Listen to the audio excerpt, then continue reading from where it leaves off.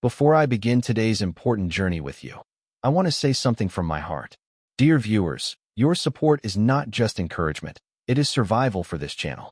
I put hours, even days, into preparing each video, researching, writing, and shaping it so that when you watch, you don't just learn, but you feel. But without you, my effort is meaningless. So please, before I move further, click the subscribe button. To you, it may look like just a small action, but to me, it is as precious as blood in the veins. It is what keeps me alive here. Your love, your likes, your shares, they are not just numbers. They are energy, fire, and fuel. They are the reason I continue to bring you content that awakens your soul and helps you grow. If you want me to keep making videos that inspire, guide, and groom your life, then kindly subscribe now. Together, let us build a family of people who believe in self-grooming, self-awareness, and living with conscience. What is conscience? Conscience is one of the most beautiful gifts given to human beings. It is the invisible compass inside us, always pointing to the direction of right and wrong. We cannot see it, but we feel it deeply. When we are about to lie, a whisper in the heart stops us. When we help someone in need, a warm peace fills us. That is conscience, the inner judge that never sleeps.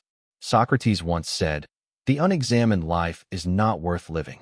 He believed that inside every human, there is a voice, which he called daimonion, that warns us before we act wrongly.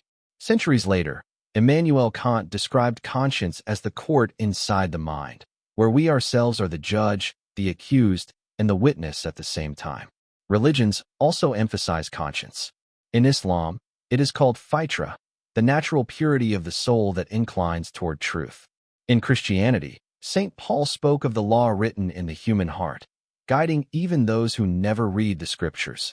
Buddhism teaches compassion and mindfulness, which are forms of listening to the conscience.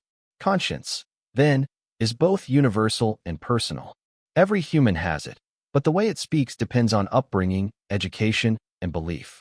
For a child in Pakistan, it may warn him not to disrespect his parents. For a child in America, it may warn him not to bully his classmates. The language of conscience changes, but its essence remains the same. Conscience works in stages, like a silent guide. The first stage is warning.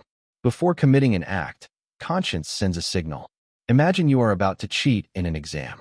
Suddenly, you feel nervous, your hands sweat, and your heart beats faster. That is conscience whispering, "Don't do it."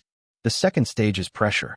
Even while doing the act, conscience does not remain silent.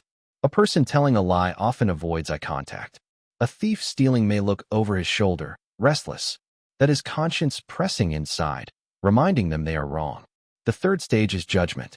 After the act, conscience rewards or punishes you. If you did good, you feel joy and dignity.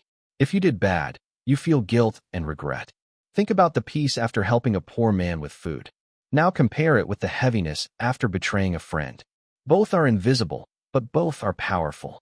Modern psychology explains this scientifically. The prefrontal cortex helps us reason, while the amygdala handles emotions. Together, they create what we call conscience, a mix of logic and feeling. That is why conscience is not just spiritual, but also biological. Like a muscle, conscience grows stronger with exercise and weaker with neglect. Ways to strengthen conscience. Reflection. Take 10 minutes daily to ask yourself, did I harm anyone? Did I help anyone? This self-examination is like cleaning a mirror. Education. Read about great people, Prophet Muhammad, Pbuh, Gandhi, Martin Luther King Jr., Nelson Mandela. Their lives inspire conscience to wake up. Mindfulness. Sit in silence, close your eyes, and listen to your heart. This practice sharpens the inner voice. Good company. Friends of integrity keep your conscience alive. As the saying goes, show me your friends, and I will tell you who you are. Habit formation. Start small. Speak one truth daily. Avoid one temptation daily. Slowly, conscience becomes stronger. Ways conscience weakens. Greed. A businessman who only chases money may silence his conscience about cheating. Exposure to wrong. A child who constantly sees lying and cheating at home begins to think it is normal. Bad company. One corrupt friend can weaken your conscience more than 10 good teachers can strengthen it. Materialism. When life becomes only about status, cars, houses, and likes on social media, conscience gets drowned. Old techniques of training conscience. In history, people created powerful techniques to polish conscience. Greek philosophers like Socrates advised daily self-questioning. At night, people asked themselves, "Where did I go wrong today?" Christian Europe developed confession. People examined their conscience and spoke to a priest, unburdening guilt and renewing commitment. Islamic tradition emphasized muhasabah, self-accountability. Imam al-Ghazali taught Muslims to review every day, asking, "Did I fulfill my duties? Did I wrong anyone?" Stoics in Rome like Marcus Aurelius wrote journals every night. They recorded their mistakes and planned to improve the next day. These techniques were like gyms for the conscience, strengthening it daily. Conscience in different societies. Religious societies. In Asia, Africa, and the Middle East, conscience is tied strongly to faith. Actions are judged not only by social impact, but also by spiritual consequences. A lie is not just harmful, it is a sin. A good deed is not just useful, it earns divine reward. This creates strong collective conscience, where society agrees on right and wrong. Secular societies, Europe and America here, conscience is shaped more by law, human rights, and personal freedom. People follow their own sense of right, as long as it does not harm others. This system creates tolerance, innovation, and freedom. But it also faces challenges, moral relativism, where people say, "What's wrong for you is not wrong for me."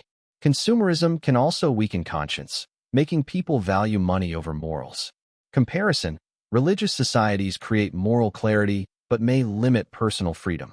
Secular societies give freedom but sometimes weaken collective values. The balance between the two is the real challenge of the modern world. Practical self-grooming steps.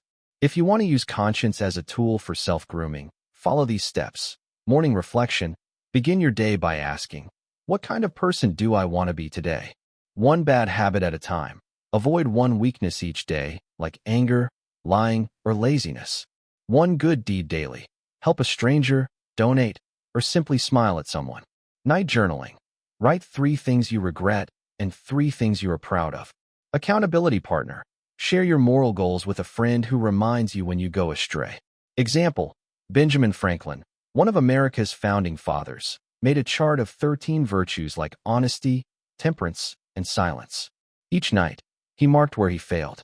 Over years, this practice made him one of history's most disciplined minds. Impact on daily living. A strong conscience changes life.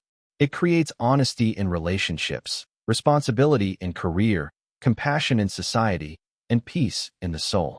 A weak conscience destroys trust, spreads corruption, and leaves people empty.